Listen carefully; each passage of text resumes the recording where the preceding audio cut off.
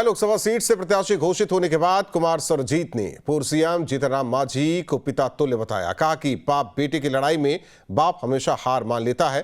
देखिए आरजेडी लोकसभा उम्मीदवार कुमार सर्वजीत से हमारे संवाददाता की खास बातचीत।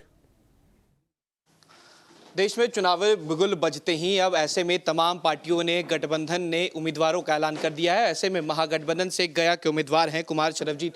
सर, पहला सवाल है, टफ फाइट होने वाला है, दो प्रत्याशी आमने सामने, जीतन राम मांझी और आप, कैसे देखते हैं? ये तो जंग है ना। जंग में जरूरत पड़ती है तो बाप बेटा भी लड़ते हैं, लेकिन हमेशा याद रखिएगा जीत हमेशा बेटा की होती है, क्योंकि पिता हमेशा दयालु होते हैं और जनता भी दयालु होती है। जनता को भी यह समझ है कि गया का सांसद कौन बन सकता है,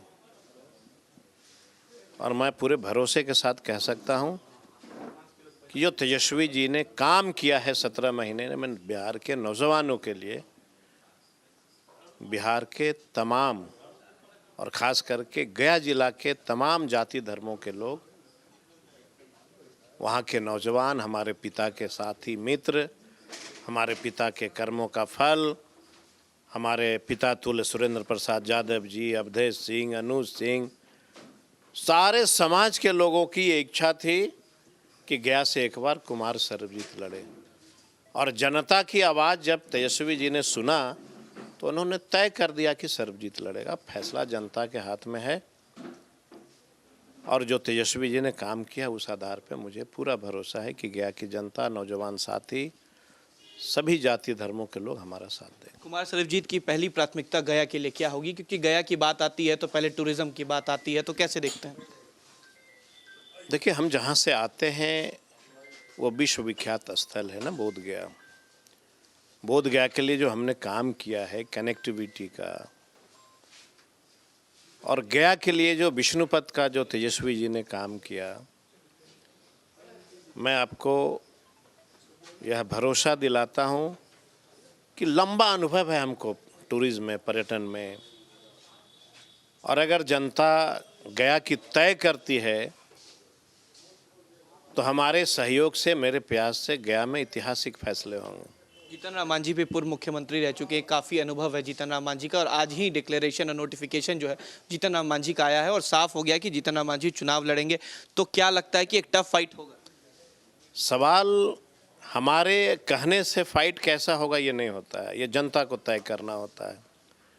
जनता तय करती है, और सब लोगों ने देखा है कि 17 महीने में एज एग्रीकल्चर मिनिस्टर हमने क्या किया है।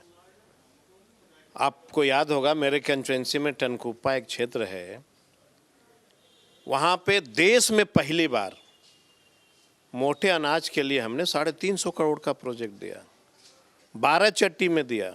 ऐतिहासिक फैसले हम लोग ले रहे थे।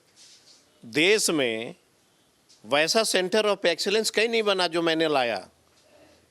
तो ये सब हमने काम किया है, और हमारी पहचान काम होती है। हम काम के आधार पे लोगों के बीच जाते हैं, और मैं आपको भरोसा दिलाता हूं कि जनता तय कर चुकी है कि गया के सांसद कौन होंगे। एक आखिरी सवाल है, 17 महीने की आप लोग बात कर रहे हैं, 15 साल की बात एनडीए कर रहा है, प्रधानमंत्री का चेहरा आगे ला रहा है, कैसा रहेगा?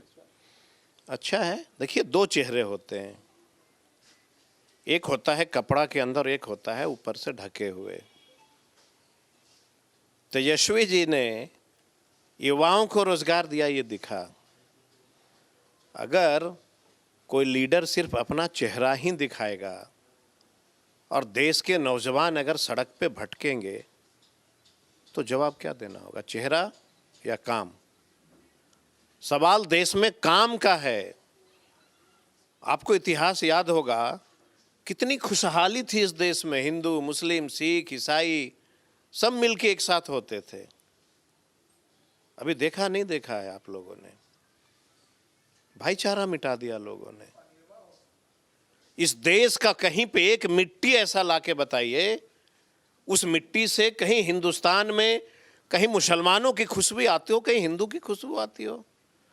अरे उस मिट्टी में सिर्फ हिंदुस्तान की खुशबू आती है। ये वो मिट्टी है। देश के बांटने वाले लोग और युवाओं को धिक्कारने वाले लोग जनता देख रही है। जनता देख रही है। जो देश के युवाओं के लिए काम करेगा, फैसला जनता उसके हाथ में देगी। चलिए, बहुत शुक्रिया। ये थे हमारे साथ तो बिहार सरकार के पूर्व मंत्री और गया से महागठबंधन के उम्मीदवार कुमार सरबजीत। साफ कहा कि 17 महीने बनाम 15 साल की जो बात है वो जनता देख रही है और इस बार क्लोज फाइट होने वाला है। वीडियो जर्नलिस्ट सतीन कुमार के साथ उत्कर्ष, न्यूज नेशन, पटना।